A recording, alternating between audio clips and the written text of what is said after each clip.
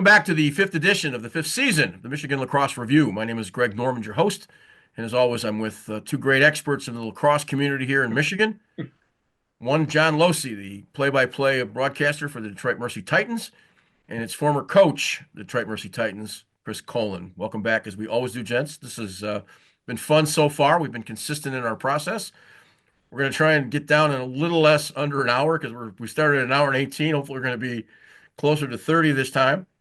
We've got lots to talk about, and so appreciate you guys jumping aboard. Thank you. Great to be here. John, you're headed to Florida. Am I correct? Yes, I'll be heading back to Miami, Florida, Tuesday evening for a quick trip. Okay. Well, we're going to pick up on a number of subjects, and one of the things we're going to do is we're going to get a chance to spend some time with the folks at Indiana Tech and a little bit about the NAI. And I wanted to bring up a point, and we talked a little bit about this last week. Where does NAI fit in your minds in the landscape of sort of Midwest college lacrosse? Yeah, I mean, I think it's, we talked about this a little bit, off and on through all of our episodes, really is the ability to have more outlets for kids to play and get an education. And I think the NAIA is, I think it's solid, especially here in Michigan, when you look at the number of teams, NAIA teams here from Michigan and really the Midwest as a whole. So, I'm all for it. I think, anytime that anybody can find a way into college and to play a sport they love and get an education, I'm all for it. Chris, one of the things that, if you remember, there was always this conversation in the heyday of when Michigan was the MCLA. If you can remember them bringing back in and bringing Hopkins and Petramala, and there was always that, how close was the club teams to the NCAA teams? And that was a running conversation for probably 15 years. Those kind of conversations, I think, have dissipated because of the growth of the NAI and the growth of Division III and the improvement of all those leagues. Is it even important that we have a conversation as to who might be better than somebody else? I think it's just, level of commitment and opportunity. Luke Gannon just is a great player. He could have been a great player. He's from Lake Orion. He scored, I think, for Lawrence Tech, 6 or 8 points in his first game for Lawrence Tech as a freshman. He could have been a pretty good player at any of the Division III schools around Michigan. And, he probably could have been on a roster on a few Division I teams. So, I think there's a kid who took opportunity. He got a pretty good scholarship, and he's going to be a pretty big dog for 4 years at a place like Lawrence Tech. So, it's just kind of your opportunity and your level of commitment and what do you want to be. So, I think they're all good answers for everybody. John, looks like you're going to say something. Yeah, and I was going to say, I mean, you look at Lawrence Tech and you look at the tuition. Lawrence Tech is an expensive school to go to, just straight up. And so the ability to get financial aid or financial assistance to go to a school like Lawrence Tech, through sports, I'm all for it. I think one of the things that has to happen, though, is that there's got to be a little parity of understanding. For example, we talk about the NAIA. There are about 40 teams across the country. So if you're ranked 38th in the country, that sounds pretty important. But if it turns out the 38 out of 40 is not necessarily means much, and I understand they're playing to the bases. And I look at Concordia. Concordia is going to complete their athletic program this year when they close down the doors when they finish up in end of May. So they're trying to build build a program and enrollment off of athletics like a lot of Division III schools do. And they obviously found it to not be a conducive kind of process, including, in this case, football, which is a very expensive sport. And I think that's something that, kind of gets tossed aside a little bit, but it's another place for kids to play lacrosse. Yeah. Yep.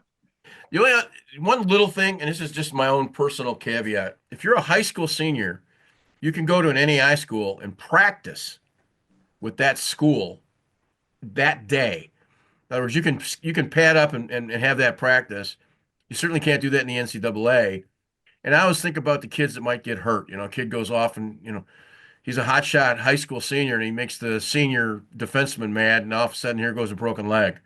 Never made sense to me to put high school kids and college kids. Their argument was that, well, it gives the kid a chance to see how we play in the process, and we get a chance to evaluate the kid. Can you imagine a high school kid going to Michigan or Michigan State and strapping him up after his high school? He just got through playing, Country Day, and then the following Saturday he's playing against. I mean, I just find it to be pretty I crazy. agree with you. Initially you would think because it was a lack of resources and okay, we'll have the kid show up on campus and he can play because I haven't had an opportunity to evaluate. But um, these NAIA schools, they have a lot of opportunity to evaluate. A lot of them are working the club scene in high school and getting out there and getting okay paychecks. So I think it's an old rule that just kind of stuck around. That I agree with you. I don't think it's a very safe thing to do, but um, it's again, everybody's looking for every little advantage to get a kid on campus and to get some kid that you want there. So I guess if you got it, use it, right? One thing I wanted to reach out, and it was from last week. We had talked with Brian Effinger a little bit about the lamp black eye issue under your eye, what's acceptable and what isn't. We jawed a little bit, and we kind of cut that out of last week's show, but I was shocked at how many responses I got this week and conversations I've gotten this week. And it really is a very much, partisan issue. The rule's a rule, as indicated by a lot of older guys that I know, and well, you're kind of taking away their freedom and their personalities on the other side of the coin. And I wanted you guys to get a chance to chime in on if you had any thoughts. My own personal thought is it's really simple. It's a rule. It takes it out of my hands, and I don't have to worry about trying to have an argument with a kid anymore. So it helps my out. But you guys got any thoughts? Yeah, I'll jump in. I mean, it's a shame that kids are using it for a negative, right? I mean, it's always something great until somebody takes it too far and uses it, to be hateful or hurtful or whatever it might be. And so, the rule hasn't been created because they don't want people wearing eye black or for any, not taking away the fun, right? I mean, it's done because of what other kids have done with the eye black in a negative light. And so I think it's pretty clear to me. Like, I mean, I get it, but you got to look at the other side of the coin as well. Yeah, John, I'm with you on that too. I lacrosse is an individual game. There's a lot of creativity. Our sticks, a lot of uniforms and helmets and things. There's so many great creative opportunities and art that goes along with the game that makes it very special and makes it, the game that it is and from its heritage and everything like that. So I understand where a little bit of individual flair and emotion from the eye black. But if kids are going to be derogatory and have taken it a step too far, then it should be taken away. So yeah, I think we're all on the rule as a rule, but it's a shame that we live in a time and place that it's gotten to the fact that kids are using it to belittle other kids and things like that. If it's Latimer and that what's that movie, that football movie where he's got all the paint on his face and it's meant to be empowering and a good thing like that, then great. But if it's a negative, then a rule is a rule. Chris, UAD's on the road this week at Hampton, and they've had a difficult start that maybe playing. I don't think Hampton is in the Ohio State and Notre Dame level, but you hear anything up the road at 6 Mile that may be encouraging? Well, yeah, I mean, Hampton is a program that's been around a little bit, and it's going to offer its own challenge to the boys, I think, because Hampton, Virginia is a long bus ride, so this is the first long bus ride for them that they're going to have to learn how to kind of figure that out as this team that's always a learning experience on how to travel, and I'm sure they'll be traveling in pretty good style, the best they can, and any Division I team is real. It's no game is ever easy, but I'm really hoping for a pretty good game from them and some guys. This tough first set of the season where they've they had a little bit of a rough go, but the ball will slow down. Their speed will continue to grow and it'll be a little bit closer to NEC play. So I'm hoping for a big win. Okay. John, you're not going to talk in a couple seconds after some commercials about the scheduling that the MHSA puts together. And Chris, you play a lot of games. You play a lot less games at the high school level. John, you're not going to have this conversation in a couple seconds. But Chris, I want you to weigh in a little bit Any thoughts on maybe reducing the schedule for high school? That's where I'm at with it. I think it's really crazy that we start high school lacrosse and then you have a week of practice and then spring break, and that becomes a challenge for a lot of programs with seniors and senior spring breaks and all that kind of weird culture of spring break in the middle of the beginning of a season, and then you kind of get into a situation where you guys play a darn lot of games, and I have I think you should limit the midweek games and maybe have just Friday, Saturday games certain weeks. And other weeks you could have some Tuesdays, some Wednesdays, Friday, Saturday games to limit the referee issues and things like that. But I think there's just way too many games. I think it leads to injury. It leads to coaches need a little more time to prepare. Kids need skill development. There's a lot of things that, a few less games would really help. So I'm not the expert on it, but I just think showing up and playing all these games with 2 weeks, 3 weeks of practice. What do you have, Greg, before you have to play a first game? 5 games, and we have a 6-team scrimmage, but basically we have 8 practice days before we play our first game. I think that's wild coming from I'd like 30 days before I play a game, but maybe 15 practices, 18 practices, and then to have a good break in between. I think that would be good for kids developing. It'd be good for their stick skills, and I think if we want our level to go up, I think that's done. We have a lot of good coaches out there, and I think skill development would help us. We talk about all the different things, rules where we can't play people in other states and things like that. Well, maybe just having less games and more practice will help. Okay.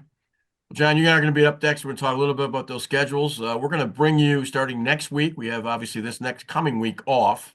We start high school here in Michigan on the 10th of March on Monday. We'll bring you some insight, both west central part of the state and locally here in Eastern Michigan. And we'll break that down and try to give you some background as to who might be winning and who might not, and who the hot teams are, and have those discussions. And we'll do that, and we'll be back in about 30 seconds. Every day, thousands of kids start vaping.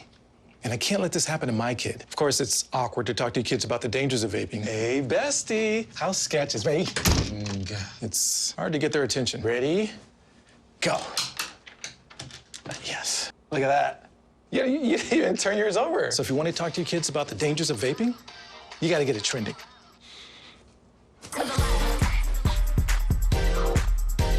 No, you're doing it wrong.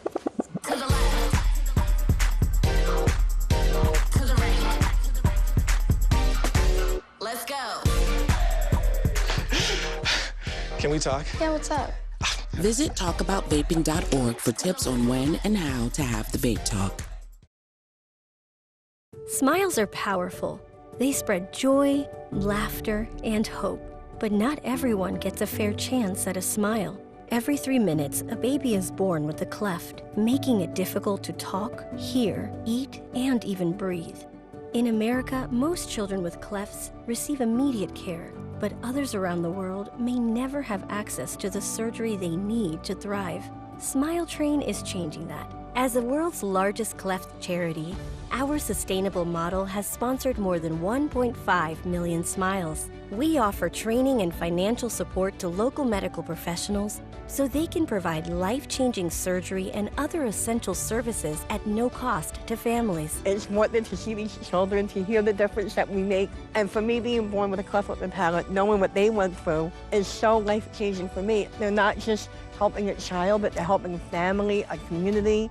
Help us change the world one smile at a time. With the high school season only about 4 or 5 days away, we thought we'd take a couple of seconds and check in with some of the best in the business to see how they get ready for the upcoming season. So take a listen, and maybe you learn something from some guys who've been near the top of the ladder. From a coaching standpoint, you have a pretty good understanding after fall ball what you're going to do. When you sit down with your coaches, talk about the schematics of what you do. I'm assuming you set up practice plans for every day, but before you hit that field the first time in 2022, you've done your homework with all of the stuff that you want to accomplish. So talk a little bit about the coach's preparation Because I'm a young coach and I don't have any idea where to start. Where would you start? Yeah, well, what we start with is, again, and having been around a while, this is my 41st year of college coaching. You've got a lot of background information. So first of all, I have what I call my blueprint of lacrosse, which basically lists, I don't know, 75 to 100 things that could happen in a lacrosse game, and then I group them. It might be the face-off group, the extra man group, the settled offense group, the settled defense group, the transition offense group, the transition defense group, the things that happen on ground balls. And then take, maybe there's 10, 12, 15 of those things, ends of games and stuff. And then you have little subtopics for that. And then you look at this thing and you say, there's no way. I just can't do this. I'm a high school coach. I play 2 games a week. I get a 2-week preseason, and bang, we're into our season. Right. So what I would recommend there is just go through 1 game film and look at the different situations that happen and make sure that you've got something, because as much as we'd all like, and we hear all this, stuff about free play and, how great it is for kids and all that stuff. And it is, there's nothing wrong with kids going out and just playing 3-on-3 and pick up and, all the fancy names for beach lacrosse and all that stuff. But the bottom line is, number one, I think coaches have a great impact on their teams. And number 2 is, as much fun as it is when kids just get together and have fun. And we used to do it when I was a kid. You play, touch football on the street, you play pickup basketball, and you play all sorts of things. You still need something or some plan or someone to guide you. And so with that in mind, if they have at least a preparation for every situation, or as many situations as they can, what am I going to do? I kind of chuckle when I see even basketball coaches who, have been around a long time. They get to that 15 seconds left in a game and they're writing out a new play for their guys. Well, no, you better have a winner, and you better have worked on it and have a plan in place. So basically, that's the first part. And then the second, what we do here at Denver is we map out a month. We'll start with January because it's our preseason. We started on the 10th. We're going to finish January on the 29th with a scrimmage with the Great Hopkins team. And we set up a 3-week progression on where do we want to get in each situation, whether it be individual work, team drill work, half field, full field, as I said, the face-off game, man up, man down, all those kind of things, at least get us to a point by this coming Saturday to have an idea of what we want to look like. And then you break it down even further to each day. And what you do is you take that monthly or weekly schedule, you look at what you wanted to do on Monday. Okay, today's Monday. It's our week before our scrimmage. What did we have written down that we wanted to do today? We must have 300 drills. Matt Brown, my associate head coach, is a master of making up drills on the fly. And then we go to some of those drills and we put them in. We go to some of the individual work. It might be one-on-ones or just footwork or just shooting or things like that. We go to half field drills, 4-on-4s, 5-on-4s, and then we put it into half field. And then we do some full field every day and some man up, man down every day. And then if warranted, some conditioning. And so you can see, you start with this massive big picture, the blueprint. You narrow it down to a month or maybe a high school coaches, whatever the preseason is. And then you go day by day. I've been amazed by some of my best friends who are much smarter than I. I've seen them be walking out on the field and writing out a practice plan. I could no more do that than the man in the moon. I have to have it minute by minute. That could be from my football background or whatever. But when that 15 minutes is over for that drill, bang, the horn goes off and we are done. Whether it's good, bad, or indifferent, we're moving on to the next thing. Okay, that was a second question. How much flexibility within the practice time? You obviously, as an old football coach, you're not going to hit your head against the wall if the drill's not working well. You'll come back to it. I get that from the comment, but is there a time when maybe you go an extra 2 or 3 minutes in a drill because you want to make sure you see something? Sure, I think you go an extra couple of minutes. What I think I've learned is, and this is where that differentiation comes in, is the old saying, never beat a dead horse and never beat one that's 20 lengths in front, right? And what I mean by that is, if it's going really bad, don't think you're going to change it by going 3 extra minutes, right? Right. And if it's going really good, you might even be better off cutting it short, because the mentality of young people is that it's going to last with them into the next thing. If you don't, if it's had gone bad and you explain to them, okay, it's gone bad, but we're at a new threshold. We're moving into half field now. Let's pick it up. Or if it's going good, hey, you guys did a great job with that. Now let's carry that on to the next thing. It's those ones where maybe it started bad, but then it's starting to get better, but you're just not quite there yet. Yeah, of course, go those extra 2 or 3 minutes. All your practices are on the clock? Every minute of every practice. Yep. So everybody knows that they're running when they get down to 8 seconds, they're headed to the next drill. Yeah, it's on the scoreboard, and as soon as that goes off, the buzzer goes off. We blow the whistle. It might be something where we call it switching ends or flip flopping. You might have right now we're trying to play everybody in mixed groups together. Now this week that'll change. We'll start moving towards our first team and our second team. So we might have our first offense against our second defense and our first defense against our second offense. Then when that buzzer goes off, they flip flop and we try to keep on moving. Now, believe me, I'm not perfect, and it's not like football where you have 12 assistant coaches. There's just the 4 of us out there. So with 50 some odd guys, it can, you might have to yell to them to get moving a little bit. We always so much more hyper aware of being hydrated. So after almost every drill, it's, hey, go get water if you need it. They each have their own water bottle, and that takes a minute or 2, and then bang, hustle to your next spot. When a young man asks me if he can go to the bathroom, I tell him I have no idea because I'm not a urologist. My question to you is, do you have bathroom breaks within your practice, or is it you just go when you go? Yeah, I just believe that, look, these are young men. They got to go. And one of the things we've learned over the years and it's a little off the mark of what you're talking about, but I think it goes hand in hand with this, is the academic journey of young people. Sometimes we practice in the afternoons here. And so you might have a young man who's pre-med or triple engineering major, and he comes up to you and says, Coach, I'm sorry, but on Tuesdays, I have a lab. We start practice at 3:30. I have a lab until 10:04. Do you want me to drop that lab? No. You come late for that lab because, right, God forbid, what are you going to miss? 1 of 5 days. The high school guys are playing 2-3 games a week, but for us, we've gotten so football minded. We've gotten so paranoid that we basically usually only play 1 game a week. So God forbid that this triple engineering major or a guy who's going to be a brain surgeon misses stick work on Tuesdays. No, you just come a little late, you make sure you're stretched, and we move on. High school coaches benefit from using the clock on a practice situation, which probably everybody in college does. And what mistakes do you see some of your younger coaches making as it relates to script and taking the stuff off the whiteboard and walking out to practice?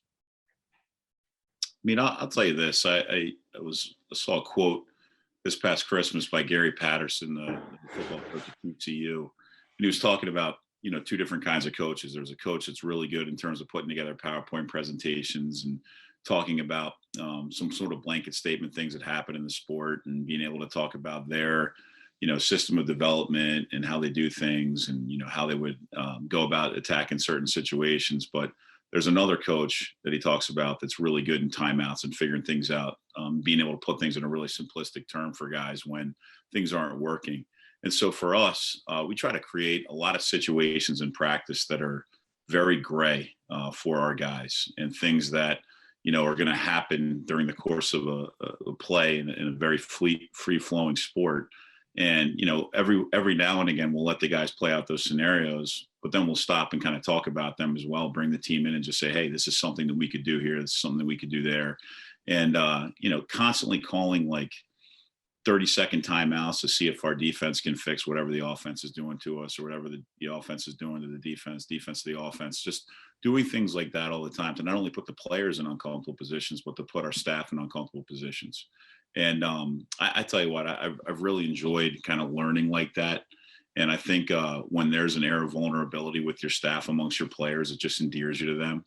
And there's a lot of questions that we ask to them. There's a lot of things they ask to us during the course of those situations that kind of builds a really cool bond between ourselves and our players.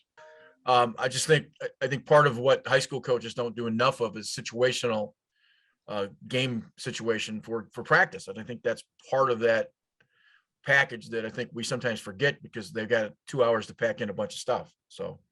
And you may not have the manpower to have someone run the clock over there, but if you can get your access to a scoreboard and an injured guy to run it, it's helped tremendously.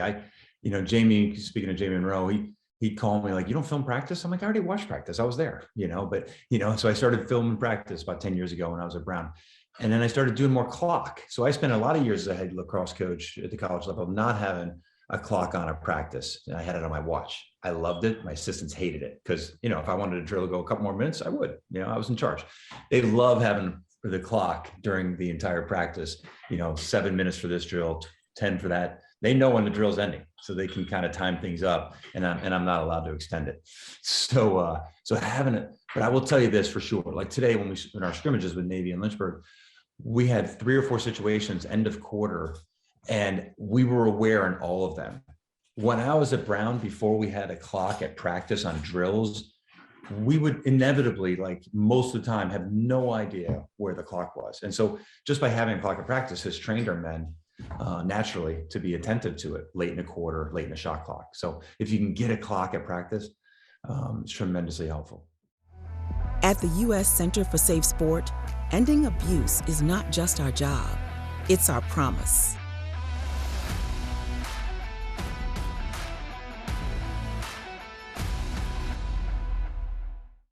Welcome back. We're going to have a fun conversation. John, you and I talked a couple weeks ago about seating, and we're going to take a stab a little bit of just having a sort of a general conversation. This kind of comes out of how many games we play at a high school. And it just hit me the other day as I'm looking at all the college schedules, and I'm counting and I'm going 11, 12, hardly ever got to 13. And if it was for playoffs for that league. Didn't matter whether it was the NEC or the Big Ten. Didn't matter if it was the Atlantic Sun or it was, the Pac-12. It was just all over the map, but certainly less games. And they take an approach of much like the NFL. You're playing literally once a week. So it's unique. We play 18 games in high school. The historical value of 18 was that was literally 2 games a week. Well, they changed some of the rules. They shortened up the season from what they originally started in 2004. They cut back by a week so that they could get the playoffs done earlier, but we never changed the game total. And I just wonder, in a sport that hits, if 18 might not be maybe a bit too much, because there's no time to practice. There's no time to alleviate. The argument would be easier for the athletic directors. But here's one of the points before we jump into this. The reason they play on Tuesdays, Thursdays, and Saturdays, or we might play in the Southeastern Conference on Mondays, Wednesdays, and Fridays, is certainly officials. But you also have to look and recognize that leagues, for example, women's soccer plays on a particular day, baseball plays on a particular day, and so on and so forth, because of stadium availabilities. Now that doesn't make any effect on softball and baseball, but certainly for soccer if they don't have a separate field, and for track, for lacrosse, you're separating all these. Try to put up all of these teams in the spring, which in most schools is what, 7 or 8 teams, usually speaking. And how many, like Rice, have their own field? That's not very typical. Nope. So I guess the question to you is, could we cut the season down to 16 games and still be as effective? I think there's a lot to, unwind in that in this discussion, right? I don't think it's as simplistic as just saying let's cut 2 games. I think the aspect of when the season start, when the season ends. I mean, you got bookends, right? And so to your point, as you mentioned, right, you shortened the season, but you kept the same number of games. Plus, you've got spring break. Plus, you got prom.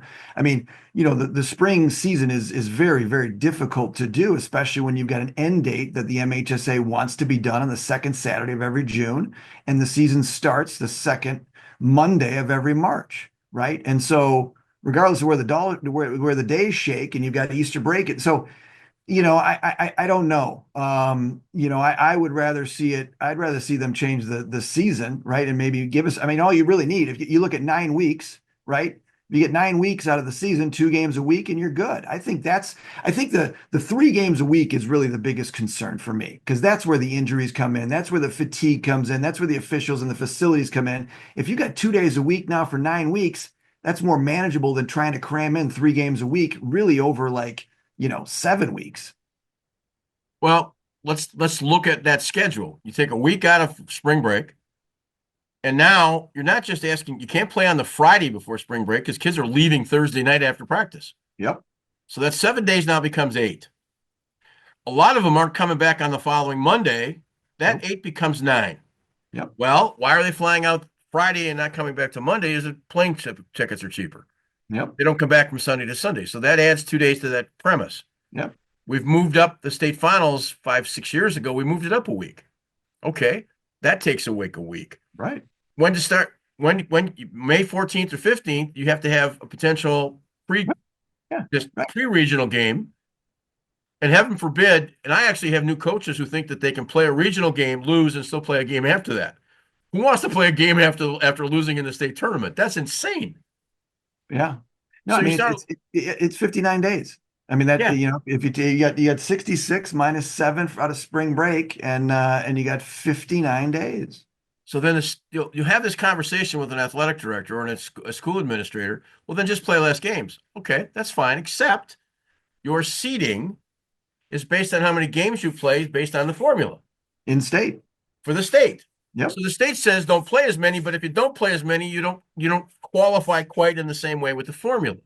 Now, I don't think that 1 or 2 games is going to matter 18 to 16. Yeah. But if you dropped it back to 13, 14, or 15, it's going to have an effect on the algorithm. It just is. Yeah. Yeah. And you have that process. Yeah. And I'd also add this in there. And this is what I mean when I said there's a lot to unwind in this. It's not as simplistic as, as someone just saying, oh, let's just drop 2 games. Think about it like this too. What are we doing? We're diminishing the high school season even more than it's diminished now. So now we give more, fodder to the summer and to the club and to the fall and to the club and to the club and to the club. And so now what are we talking about here? We cut it down now. We get 2 less games now, right? So we've already shortened the season as it is. I mean, where's the value in the high school season if we keep chipping away at it? Okay, so let me play devil's advocate. Yes. Let's use football as an example. I'll come back with lacrosse. School's out somewhere between the 5th and 10th of June, give or take. 7-on-7 starts somewhere between the 10th and 15th of June. Yep. They do 7-on-7 pretty much most of the winter, with the exception of the one stay-down week that they've got in July. So we were talking earlier, and Chris made the point of, when's your first game? Well, okay, we've been working with our high school program. We've been working since October. So my first practice isn't really my first practice. True.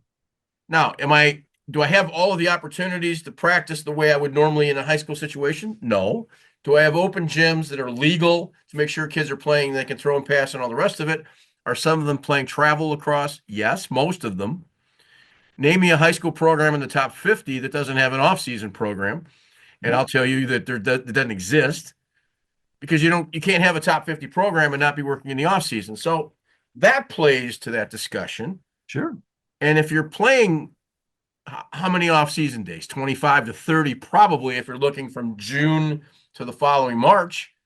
I'm guessing there's at least 30 days in there that you're having some kind of contact with your kids, or kids are having contact with a lacrosse stick, and maybe more, right? Mm-hmm. Yeah. So it's not really the first day of practice. No. I mean, it's the first day to implement an offense, I guess you could say, to a certain degree. and I guess what you're leading to, or at least it leads me to say, well, then maybe the off-season rules need to be changed or be modified, right? So maybe we give schools the opportunity to practice sooner, to get into the gym, right? I mean, basketball's winding up, and you got teams that are now done, right? And so you got gymnasiums that, in my mind, that are open, yet you can't really practice, right? You can only practice with 4 players as a coach. But maybe we loosen that. And so now kids get acclimated and get started a little bit sooner. During the ski season, I used to take days off because kids had just give them the day off, go home. Yep. It might be after a regional and I give them Friday off, and maybe Saturday and Sunday we're going up to ski because the state championship is the next week, and just take a day off. Guys would look at me like, coaches would look at me like, are you out of your mind?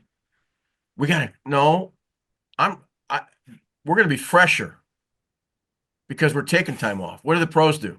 What do the colleges do? It's all about that rest, the sleep, the nutrition. It's all those kinds of things. You have to. And you got multi-sport athletes too. And so, jumping from hockey to lacrosse, jumping from basketball to lacrosse, that is a completely different, sport and different body movements right on the field. I look at a team like, Brother Rice, over the last couple of years. I mean, just consistent injuries every single year. And I don't know what the reasoning is. And you see injuries, again, it's all part of the sport. I get it. But to see so many injuries, at not only Rice, but across the state in some places, and you wonder why. Is that jumping in too quick? Or is it, I don't know. All right. So again, let's play devil's advocate and go back 50 years. 50? We're going back 50. Just hear me out. I got you. The summer of 71, 51 years. The summer of 71, they made a determination that they didn't want you to have water anymore, so they gave you salt tablets. Because they didn't want to hydrate you too well.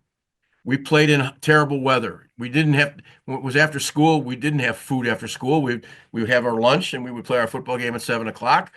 We would go do whatever we did on Saturdays and Sundays. We weren't in a weight room for every day. We didn't run and do the kinds of the off-season work that these kids do, because most of us were multi-sport athletes. We didn't settle on just being a football player. So our off-season work was actually in-season work for another sport, which made us better athletes, in my opinion. My point was, we got just as injured as they do now. Sure. But we've gotten so scientific at the high school level. High school teams with nutritionists, and I just hired one. I get it. I want kids to make sure that they're not hungry and they've been fed well. But it's that process of, have we taken it too seriously, as we move through this time frame? But I tell you what, if we were cut it to 15 or 16 games and not count against the formula and had a couple, 3 or 4 more days of practice time, kids would rather play than practice, certainly. But at the same time, I look at the ability, and I look at the last 10 years of state championship finals. And then I look back at the regular season play. The state championship isn't a whole lot different. The players aren't any better now than they were 10 years ago. But look back at the regular season play, and we're actually getting worse. We're not getting better. I know everybody says we're getting better, and I think that there's an argument there that's certainly a subjective one. We need more time to practice if we're going to bring more kids in to learn how to play correctly at a larger number, to be able to challenge those top 5, 10, 12 teams that continue to win over and over again. Right. Well, I mean, and you think about it again, if you as a coach are able to, play in the fall with your kids. What if you're able to go out to NHSLS or whatever you do, play dates or something in Ohio with some, and then you think about it maybe early, in the spring as well. Imagine that opportunity to be able to do that and practice, right? But, I think that it's too short of a time window. I mean, baseball, when are the baseball state finals? Like about a week or two after lacrosse, right? So why is there 2 more weeks there, but lacrosse has to end on the second Saturday of every? Well, don't forget, John, baseball doesn't start really playing games until a couple of weeks after lacrosse. True. You can play inclement weather with lacrosse. It's pretty tough in baseball. That's true. Yeah, I mean, usually the first or second week of April, the teams are rolling. But I saw a lot. Again, just in school, there's a lot of baseball teams aren't playing in late March like we are. No, yeah, no, I agree with you. But it goes back to the same thing. I mean, if you can push it back 2 weeks for baseball, regardless of when they start, why can't you do it for lacrosse and let them start later too? I mean, again, how many games are going to be canceled? We should go through that and track that and see how many games are canceled in March because of inclement weather. It happens every year, and then they don't get rescheduled, right? And so a lot of teams lose games. No, and it also becomes the little stuff. Here I'm arguing against the possibility of having less games, yet I'm the first guy that wants to get to 18 because Right. I'm also chasing points because if a kid doesn't have 85 points, you can't really have an argument for all state. As you point out, it's this sort of very twisted snake that is All kinds of it's stuff. more than just a conversation of just less and be done with it, flip a switch and off we go. Right. There are a Right. lot of Yeah, considerations. yeah. When you fundamentally change something like, shorten the season, I mean, Right. it's a compounding effect. It just happens that way. You look at Ohio. Ohio's already going, right? They've been going for what, 2 weeks now, 3 weeks now? Yeah. And they finish the same time, the same week that we do. Yeah. Well, to end this, that sounds a little bit like a seating conversation. The well is a lot deeper when you open up the playbook to look at it. It's a lot deeper than you think it is, and at least we had a couple seconds on it, and Yeah. we see if we get any feedback on it. So Always good. appreciate your time, and we'll be back in a second. You got it.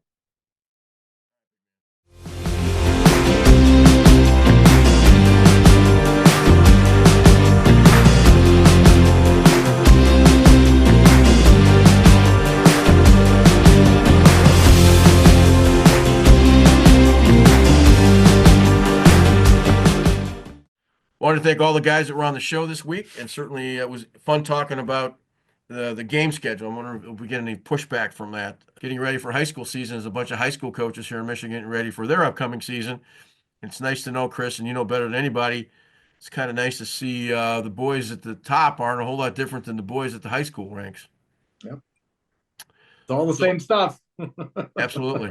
So a little shorter show this week, but I want to thank Chris and I want to thank John, and we'll see you next week.